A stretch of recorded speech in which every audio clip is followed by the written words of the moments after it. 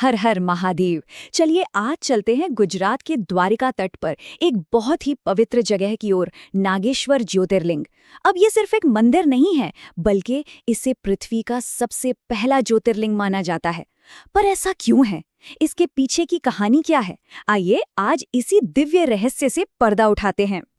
देखिए, नागेश्वर मंदिर भारत के उन 12 सबसे पवित्र शिव स्थलों में से एक है जिन्हें हम ज्योतिर्लिंग कहते हैं।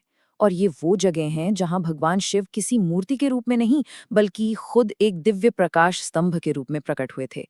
तो आप समझ सकते हैं कि इस जगह का आध्यात्मिक महत्व कितना ज्यादा होगा। लेकिन सबसे बड़ा सवाल तो यही है कि आखिर इसके साथ पृथ्वी पर पहला ज्योतिर्लिंग होने का दावा क्यों जुड़ा हुआ है।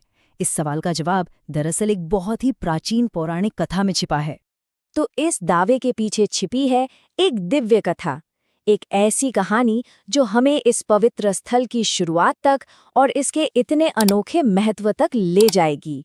ये दिव्य स्थल गुजरात में द्वारका के पवित्र तट पर मौजूद है। इसकी जो समुद्री लोकेशन है वही इसे और भी ज्यादा खास बना देती है। मतलब ऐसा लगता है मानो समंदर की लहरें खुद ही लगातार भगवान शिव का अभिषेक कर रही हों। इस स्थान की महानता के पीछे एक बहुत ही अद्भुत कथा छिपी हुई है।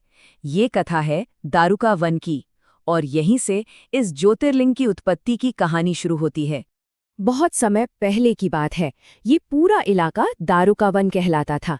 ये एक घना जंगल था जहां हमारी इस कहानी के मुख्य पात्र रहा करते थे। तो इस कहानी के सेंटर में है दो किरदार जो एक दूसरे से बिल्कुल अलग हैं। एक तरफ है दारुक नाम का एक बड़ा ही क्रूर राक्षस जिसका काम था बेगुनाह लोगों पर अत्याचार करना, और दूसरी तरफ है सुप्रिय, भगवान शिव का एक ऐसा भक्त जिसकी भक्ति में कोई कमी नहीं थी, अटूट श्रद्धा थी। कथा में आगे होता ये है कि राक्षस दारुक अपनी शक्ति का गलत इस्तेमाल करते हुए सुप्रिया और कई दूसरे शिव भक्तों को बंदी बना लेता है और उन्हें जेल में डाल देता है।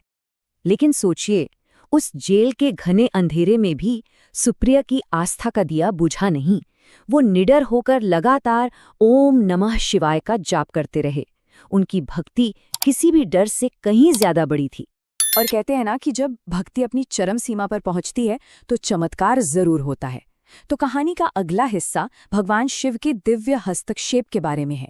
अपने भक्त की वो सच्ची पुकार सुनकर महादेव खुद उस जेल में प्रकट हो गए। ये मंजर उस विश्वास की जीत का प्रतीक था जो कभी डगमगाया नहीं। और फिर क्या था? महादेव ने अपने त्रिशूल से पल भर में दारुक राक्षस का घमंड चकनाचूर कर दिया। उन्होंने सुप्रिय समेत सभी भक्तों को उसके अत्याचार से हमेशा हमेशा के लिए आजाद करा दिया। और बस यहीं से इस जगह को अपना नाम मिला। सभी भक्तों ने महादेव से विनती की कि वो हमेशा के लिए उसी पवित्र धरती पर रहें। तब भगवान शिव वहां एक ज्योतिर्लिंग के रूप में स्थापित हो गए और नागों के ईश्वर यानी नागेश्वर कहलाए। ये तो थी वो प्राचीन कथा। पर आज इस मंदिर का स्वरूप कैसा है और इसकी महिमा भक्तों को अपनी ओर कैसे खींचती है, चलिए देखते हैं। आज की बात करें तो जैसे ही मंदिर परिसर में कोई जाता है ना, तो सबसे पहले जो चीज नजर खींचती है वो है भगवान शिव की 80 फीट ऊंची एक विशाल मूर्ति।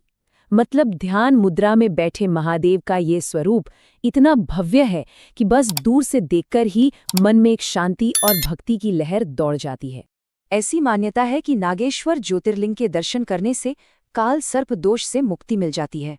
साथ ही यहाँ की गई पूजा अर्चना हर तरह के डर और दुनिया के जहर से रक्षा करती है। तो आखिर में ये कथा सिर्फ एक कहानी नहीं रह जाती, बल्कि ये एक बहुत गहरा संदेश देती है। यह हमें सिखाती है कि जब विश्वास अटूट होना तो फिर कोई भी जेल या कोई भी मुसीबत किसी को बांध नहीं सकती। जैसे सुप्रिया की भक्ति ने नामुमकिन को मुमकिन कर दिया, ठीक वैसे ही सच्ची श्रद्धा हम सबको जिंदगी की हर चुनौती से लड़ने की ताकत देती है। और यही है नागेश्वर ज्योतिर्लिंग का सबसे बड़ा शाश्वत संदेश। हर हर महादेव।